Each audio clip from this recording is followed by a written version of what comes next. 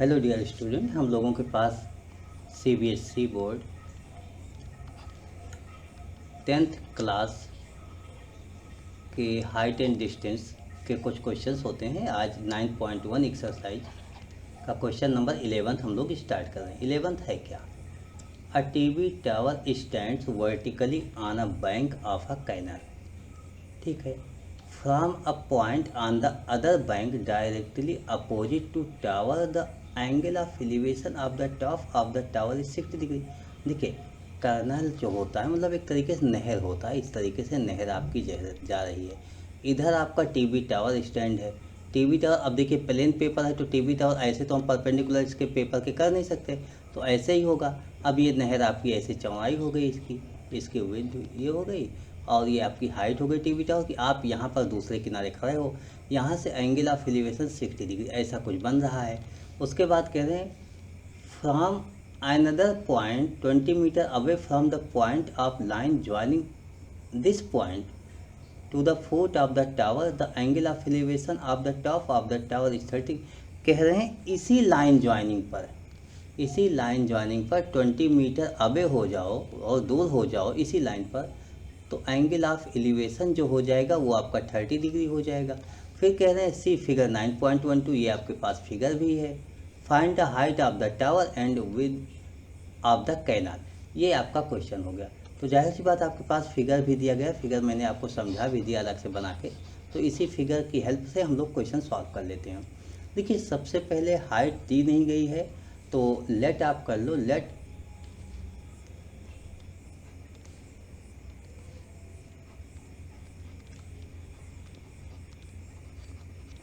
Height of the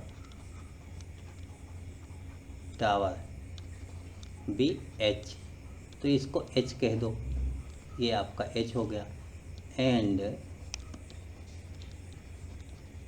with मतलब इसकी चौड़ाई कितनी होगी, बी एक्स, ये बी सी को आप एक्स कह लो।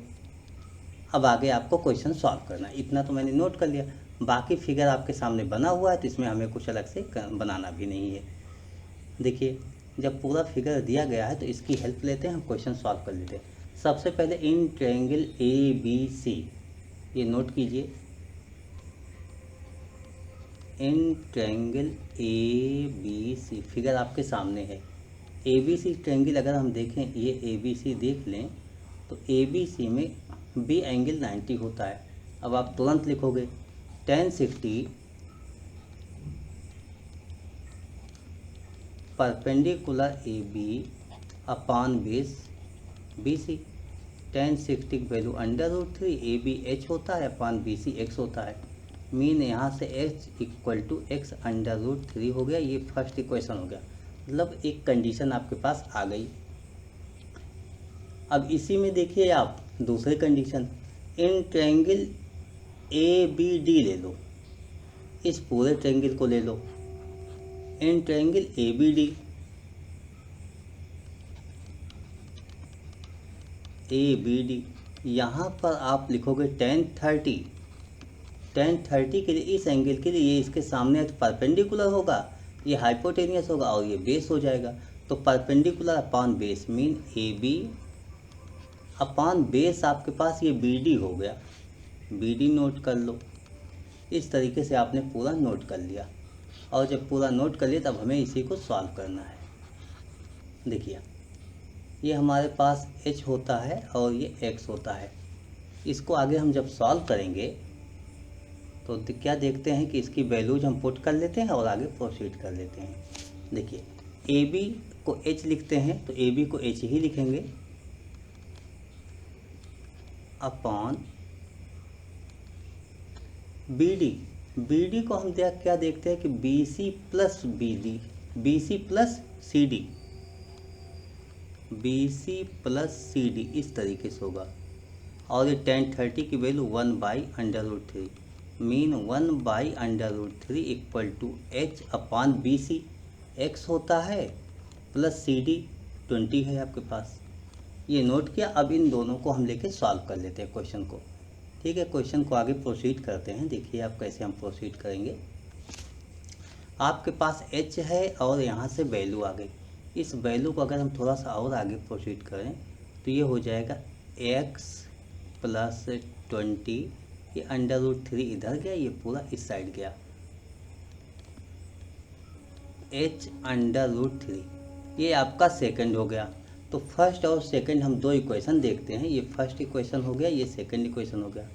हम क्या करेंगे, फर्स्ट से h की वैल्यू सेकंड में पुट कर लेंगे, putting the value h in equation second, then we get x plus 20 equal to h की वैल्यू क्या है, x √3 है, और √3 यहाँ पहले से है, x प्लस 20 इक्वल टू ये 3x हो गया। अब इस x को इस साइड ले आओ, तो 3x minus x 2x equal to 20x equal to 10, ये आपके पास 10 आ गया। इस तरीके से आपने वैल्यू देखी कि x की वैल्यू आपके पास 10 आ गई। अच्छा, इसको हम हटा देते हैं, इसका कोई यूज नहीं। x की वैल्यू 10 आ गई। अब यही x की वैल्यू हम पुट कर लेते हैं और h की वैल्यू आ जाती है, तो x की वैल्यू हम पुट करेंगे।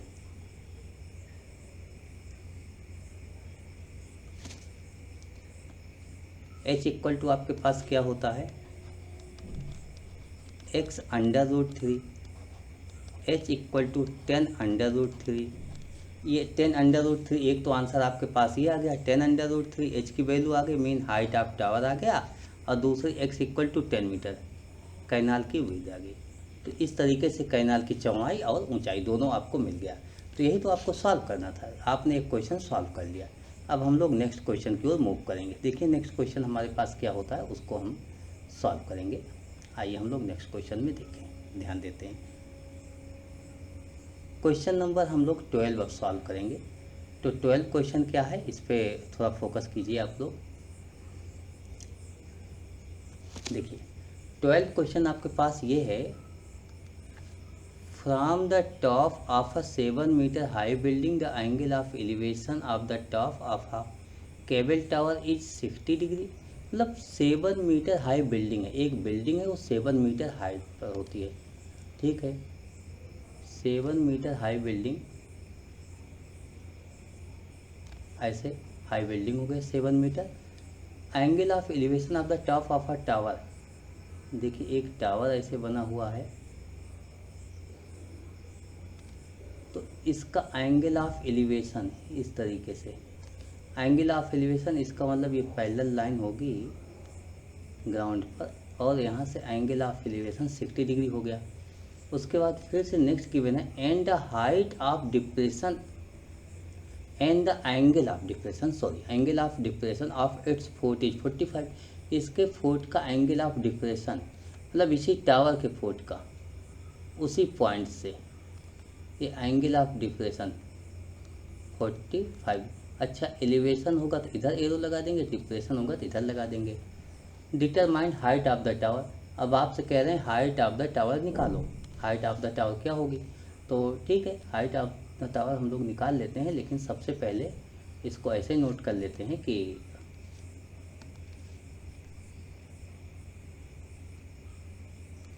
यहाँ पर ए बी आपके पास बिल्डिंग हो गई, C D height of the tower हो गई, ई यहाँ पर कोई पैरेलल पॉइंट हो गया, और ये तो 90 होगा क्योंकि ये पैरेलल लाइन है, ये वर्टिकल लाइन है, तो आपको सी डी निकालना है। हम इसी क्वेश्चन को सॉल्व करते हैं, और इसमें क्या गिवन है, 7 मीटर हाई, ये 7 गिवन है आपके पास, इसी की हेल्प लेते हैं और पूरा क्वेश्चन सॉल्व कर लें। देखिए क्वेश्चन जब फिगर बन जाता है तो हमें फिर और कुछ नहीं चाहिए, फिगर अगर आपका अच्छी तरीके से बन गया तो आप पूरा क्वेश्चन सॉल्व कर सकते हो। तो यहाँ हमारे पास फिगर आ गया, अब हम लोग इसको सॉल्व करते हैं। देखिए कैसे सॉल्व करेंगे। सबसे पहले in triangle B E D, एक राइट एंगल ट्रायंगल तो आपके पास यही दिख रहा है, एक ये दिख रहा है, हम इसकी हेल्प ले लेंगे, लेकिन उसके पहले कुछ बातें हम लिखना चाहेंगे। जैसे ए बी आपके पास गिवन है, देखिए A B equal to C E हो जाएगा, यहाँ ये समझना होगा, और A C equal to B E हो जाएगा। अब आप क्या करो, in triangle B E D, in triangle B E D जब BED ट्रायंगल की बात करो तो tan 60 लगा दो। tan 60 equal to perpendicular upon base BE √3 equal to DE। देखिए DE हमें नहीं मालूम है तो हम DE अभी रहने देते हैं, और BE भी आपको नहीं मालूम है बाई चांस, तो आप इसको BE लिखोगे। अच्छा, हमने यहाँ x वगैरह कुछ लेट नहीं किया तो ऐसे रहने देते हैं। यहाँ पर लिखते हैं √3 BE इक्वल टू DE, इसको फर्स्ट लिख लेते हैं। अब दूसरे ट्रायंगल की बात कर लेते हैं। दूसरा ट्रायंगल हमारे पास ये वाला हो जाता है, ये होता है। इस ट्रायंगल की बात कर लेते हैं। इस ट्रायंगल में देखो आप, ये 45 के अपोजिट है तो परपेंडिकुलर हो गया, और ये हाइपोटेनियस हो गया तो ये बेस हो गया, यानी BE आपका बेस हो जाएगा। यहाँ पर क्या लगाएंगे, 45 दिया गया, परपेंडिकुलर और बेस यहाँ भी लगेगा, 10 लगा देते हैं। In triangle CEB, in triangle CEB tan 45 equal to perpendicular, देखिए 45 के अपोजिट ये है तो यही परपेंडिकुलर होगा, CE अपॉन बेस आपका ये हो जाएगा BE, और ये वैल्यूज हम पुट कर लेते हैं। tan 45 1 होता है, CE आपका देखिए CE जो होता है ये 7 के इक्वल हो जाएगा, तो इसको हम 7 के इक्वल लिख लेते हैं। यहाँ पर 7 नोट ही कर लेते हैं, इसी समय नोट कर लेते हैं, अपॉन BE। इससे हम लोग सॉल्व करेंगे और BE की वैल्यू फाइंड आउट कर लेंगे। तो BE की वैल्यू फाइंड आउट कर लेंगे, बाद में इक्वेट करते रहेंगे। देखिए यहाँ से क्या मिला हमें, BE इक्वल टू 7। अब BE की वैल्यू यहाँ फर्स्ट में पुट कर लेते हैं, तो DE इक्वल टू BE √3 हो गया, तो ये 7 √3 हो गया। DE आपके पास आ गया। देखिए आपके पास BE आ गया, आपके पास DE आ गया। अब आपको निकालना क्या है, यहाँ पर ये फोकस करना होगा, आपको निकालना क्या है। देखिए आपको निकालना क्या था, CD निकालना था, और CD क्या है, देखिए आपको निकालना तो ये पूरा CD था, और CD में CE प्लस ED, CD में CE प्लस ED होता है, तो यही नोट करेंगे। CD इक्वल टू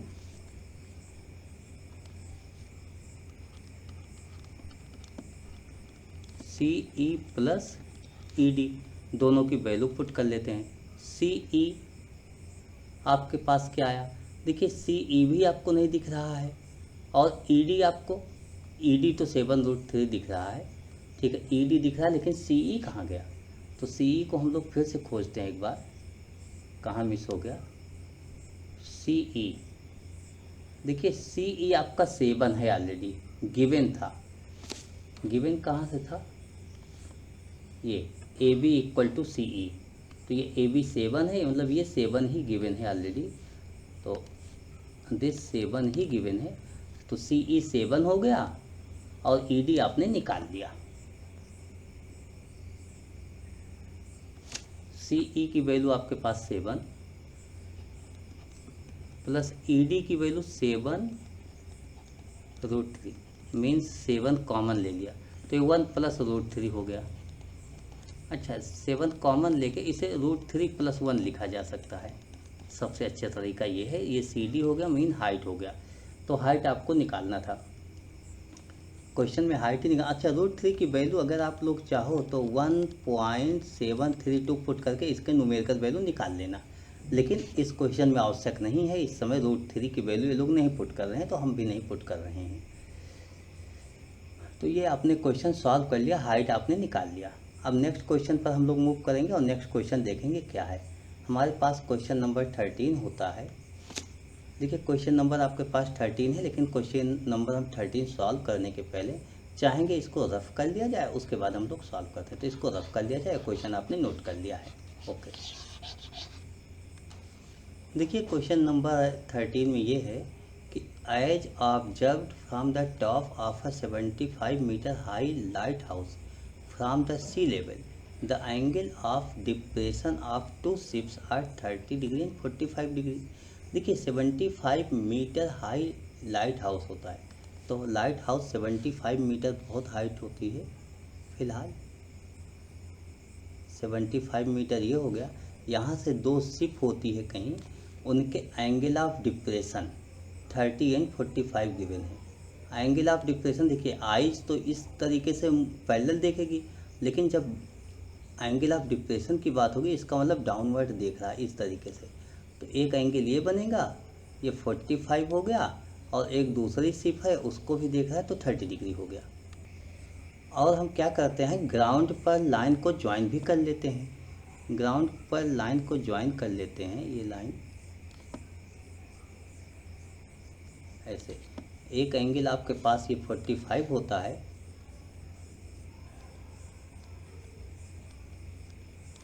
और दूसरा एंगल आपके पास 30 डिग्री होता है। ये एंगल ऑफ डिप्रेशन हो जाते हैं।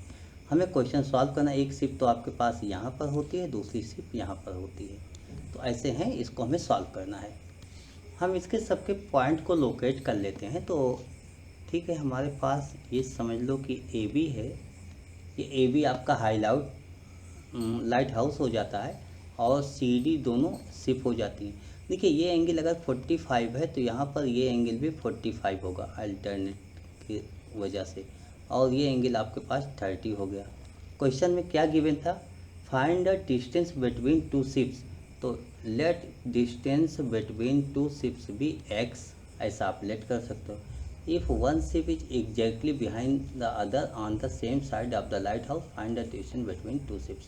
बस ये हो गया। 75 मीटर हाई टावर होता है, ये 75 मीटर हाई टावर होता है। तो ये इस तरीके से क्वेश्चन होता है, हम इसको सॉल्व करते हैं। सबसे पहले ये तो 90 डिग्री लाइट हाउस हमेशा वर्टिकली होता है in triangle C A B, हम लोग यही लिखेंगे in triangle C A B. अच्छा, हिंदी मीडियम के लिखेंगे त्रिभुज सी ए बी में। तो यहाँ पर 1045 perpendicular A B upon base A C. देखिए 945 भी है तो इसके अपोजिट ये परपेंडिकुलर हो जाएगा, और इससे लगी हुई साइड बेस हो जाएगी।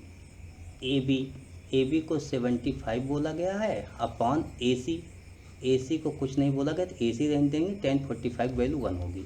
यहाँ से जब सॉल्व करोगे तो ए सी इक्वल टू 75 हो गया, ये आपके पास 75 आ गया। तो ये तो आपने नोट कर लिया। अब आप दूसरे वाले ट्रायंगल में मूव करो, और जो ये बिग वाला ट्रायंगल है, सबसे बड़ा वाला ट्रायंगल, इसमें मूव कर जाओ। Main in triangle B A D में, in triangle B A D,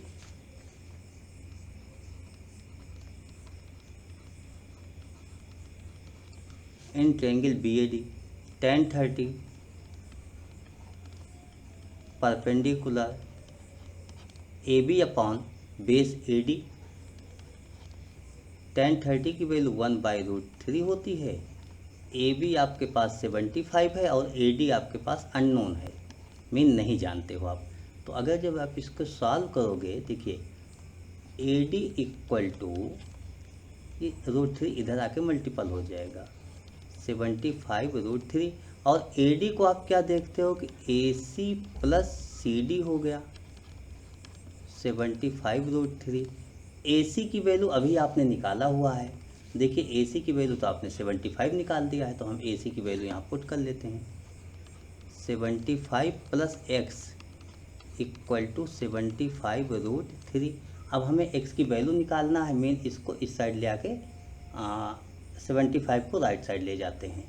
75 को राइट साइड आप लेकर चलिए, यहाँ से हो जाएगा x equal to 75√3 minus 75 common ले लीजिए, तो ये होगा √3 माइनस 1। तो यही आपका आंसर हो गया। हाँ, √3 की वैल्यू आप चाहो तो 1.732 पुट कर सकते हो। √3 की वैल्यू क्या होती है, 1.732। ऐसा पुट करके आप इसको न्यूमेरिकल वैल्यू में आंसर दे सकते हो। बट x इक्वल टू यानी डिस्टेंस बिटवीन टू शिप्स भी 75 √3 माइनस 1 दिस मीटर हो जाएगा, इसलिए 75 मीटर में गिवन था। तो यही आपका आंसर हो गया। तो इस तरीके से आपके पास आज की क्लास के मैंने 3 क्वेश्चन सॉल्व किया। अब नेक्स्ट क्लास में आप इसके बाद के क्वेश्चन भी देखोगे, और पहले भी मैंने बहुत से क्वेश्चन आपके सॉल्व कर दिए थे। तो आप सभी क्वेश्चन देखिए, अगर कहीं कोई डाउट्स होता है तो आप मुझसे कांटेक्ट भी कर सकते हो। I hope you understood explanation of this questions, this concept. Okay, thank you, bye.